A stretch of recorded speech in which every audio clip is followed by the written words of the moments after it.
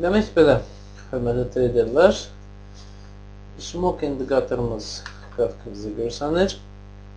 Biz nəyə nəzər yetirəcəyik?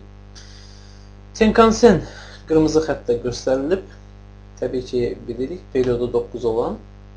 Bu period necə hesablanır?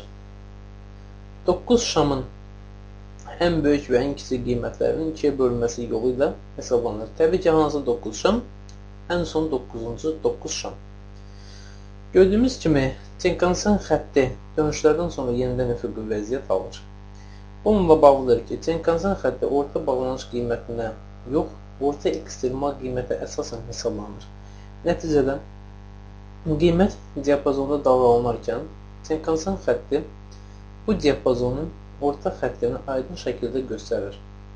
Xəttin mailliyi isə bizə sonuncu 9 şam müddətində hərəkətin nisbi istiqaməti haqda məlumat verir. Mailliyin kəskin olması ya qiymətin qısa vaxtda şaquli hərəkətini ya da hərəkət verici qüvvənin yüksək olmasını göstərir. Tenkan-Sen üfüqi olanda isə prinsipcə son 9 şam ərzində